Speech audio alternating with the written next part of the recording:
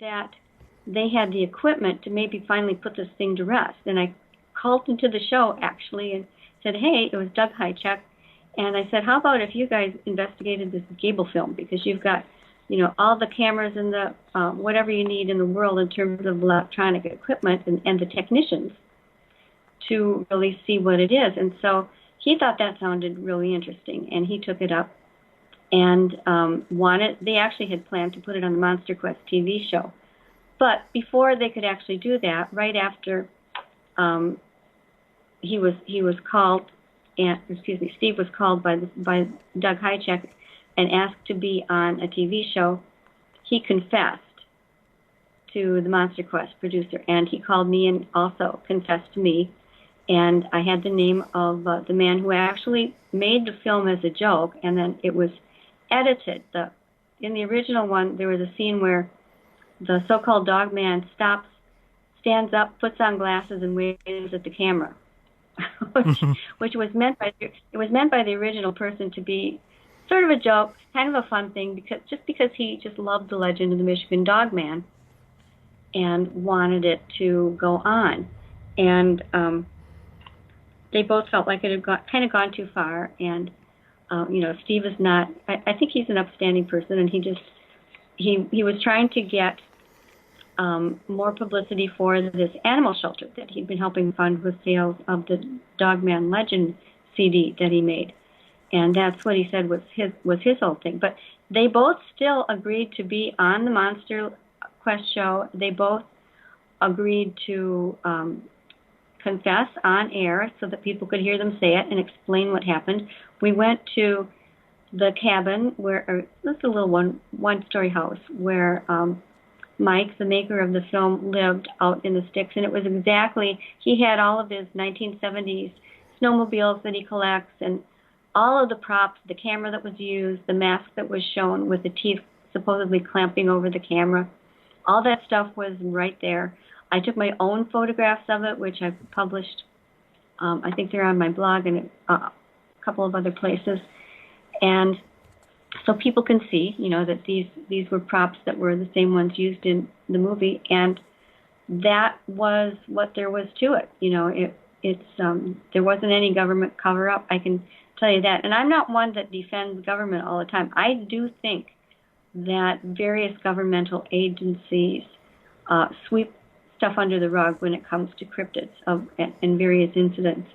And they actually have some good reasons for that too. It makes researchers and anyone who's interested upset to learn that there are files we can't see. But I think that some of them are afraid that if word gets out, they're going to be just swamped with people coming and looking, and it's going to cost them money for extra manpower and money to run any sort of a hunt or even just looking for it for whatever. It all costs money. I think that's probably a big reason that officials hide things. But for this one, there wasn't even really anything. The place where it happened was so unspecified and really kind of secluded up in Michigan. So I don't think that would have been a big factor. But, I can tell you that it was confessed to have been made up, and that's how it is. I don't think these two men would have committed perjury or whatever you would want to call it. Maybe it's not legally perjury if it's not in court, but that they would have lied on film like that. I just don't think so. And I don't think either of them are terrible, bad people. They just kind of got in over their head with something that seemed like a good idea in the beginning. Wow, that is interesting. I've heard about the story for many years. Since Monster Quest is when I actually got on board with the story. So have you come across any other person or persons that have tried to do something similar to this hoax?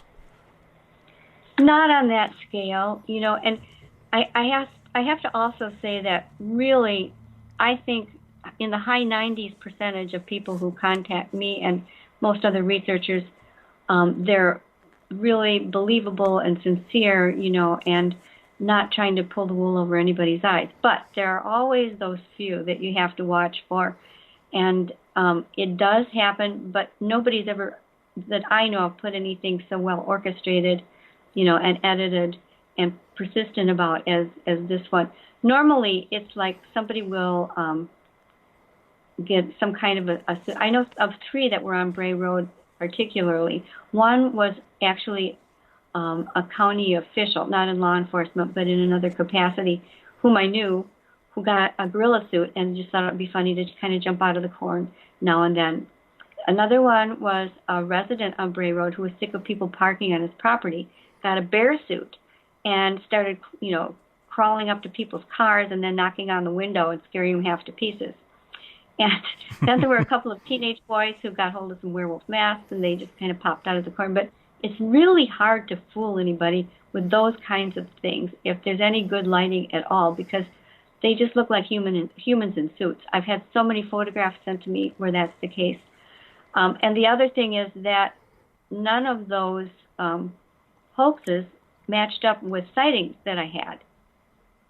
And also the sightings went back way before anybody knew about it or wrote about it. They went back at least into I think the earliest one I have by Bray Road itself was in 1981. Mm-hmm. And nobody was doing any hoaxes back then. So, but there are people who try, and you always have to, if you're a researcher, you always have to keep that in the back of your mind, disappointing as that may sound. But I think we all try our best not to put anything out there that has any hint of deception.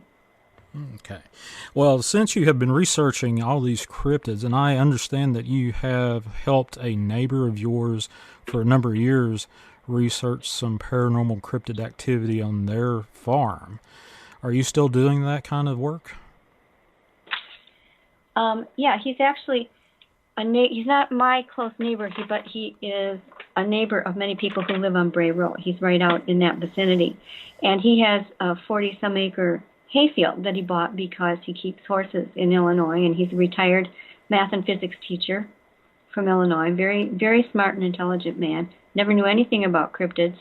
And after he bought this property, happened to have like a carcass of a dead raccoon out there and a badger, I think, too, and noticed they seemed to be mutilated. He said the raccoon looked like there was a little zipper under its chin, and something just unzipped it right down the front. And then the innards were taken out and neatly laid in a pile next to it, which never happens in nature. Usually when small animals like that die, all the opportunistic other animals that aren't even usually carnivores will come, and plus vultures and things like that, turkey vultures, will come and get their pieces. And there's just this mass of entrails and bones and things. This wasn't like that. And he told one of his neighbors about it, and they said, well, hey, don't you know that you live where the Beast of Bray Road is? And he said, what's the Beast of Bray Road? And soon after that, he called me and asked if I would like to come out and see some of the things that he'd been finding. And, of course, I was more than happy to do that. And he was starting to carry on experiments that very legally he was taking deer carcasses from that he would find in Illinois and transporting them in his own truck to his own property in Wisconsin. He's had to stop that because the laws changed because of chronic wasting disease. But then, that's what he was doing. This was just a few years ago. It really hasn't been all that long that this has been going on. But he started noticing, for instance, the first deer that he put out was a 60-pound carcass. And he laid it in some kind of tall grass, but you could see the legs sticking out and that sort of thing. And he had a couple of trail cams set to watch it. And he thought, well, if something comes to mutilate this thing, I'm going to see what it is. Well, it did come, but he didn't see it because what happened was at a certain point, and this was daylight, this sort of amorphous but yet distinct from the background misty cloud form, almost like a pillar, formed right over the carcass so that you couldn't see the legs or anything sticking out. It was there for about half an hour. I think he got like 90 shots of it. Mm-hmm. Something was triggering this heat and motion sensor on his trail cam. And then after that time period, all of a sudden, the next frame, it was completely clear. The mist was gone, and so was the deer. There was nothing there. It had been picked up. He could see footprints that looked kind of like canine prints, but only the rear ones, except they were quite deep into the ground, which told him whatever it was carrying away this 60-pound deer, and somehow went over or through a barbed wire fence into the neighbor's field. He and this gentleman, and his name is Lee Hampel, and a companion, went through that, followed the tracks as best they could through that cornfield until they hit a road, and then they couldn't see where they went anymore. And that was when he started to get really, really creeped out, because that's just not business as normal in southeastern Wisconsin, for sure. So he, I think, did a total of 18 different carcasses before he had to quit. And I went out and helped him place them, evaluate what happened, because different things would happen to almost all. It was like these, whatever was doing this was enjoying being creative. And there were other things. He had really bizarre light forms, some that resembled the Skinwalker Ranch orange portals that you see in that book. Mm-hmm. He had just one of them was quite a large carcass, and something had taken hold of the head and twisted the head off. You can see the twist marks on the neck, and he took that what was left of it to to a butcher, is what I meant to say. I think my mind is channeling that old children's nursery rhyme. Took it to a butcher, and he said, "What would you have to do in order to get this effect? To cut this off, because it was quite a large deer." And he said, "Well, you'd have to have a chopping block and a big butcher knife." So, I said to Roy, or Leroy is his name actually. I said to Lee, if you've got a chopping block and someone in your field with a chopping block and a butcher knife, you've got bigger problems, than possible upright wolf-like creatures, and he agreed. But that was just one of them. We found other different types of prints, just very strange things, and they're still going on. It's not to the degree that it was since he had to stop bringing the deer carcasses. And by the way, he also worked with the Department of Natural Resources. He had several of their agents out a couple of times to his farm to show them what he was doing and find out their opinions. And they just said, "Boy, we don't know," or they'd come up with some unusual explanation that didn't seem like it could apply at all. Well, that actually, I have heard stories like that here where I live in Southwest Virginia on the border of Kentucky, of actually an older man that is retired forestry officer that has been tracking Bigfoot for most of his career on the side as being a forestry ranger. So yeah, that is insane. So one of the other things that I just recently started doing podcasting at the request of our mutual friend Dark Waters. Mm-hmm. And one of the things that I have come across, I've been steeped in researching paranormal for the last 3 years, just because I've been retired for 3 years. One of the things I've come across since I started doing podcasting is cryptid stories about little people. Do you have any stories like that? Do you have a favorite story? Can you share something like that with us if you do?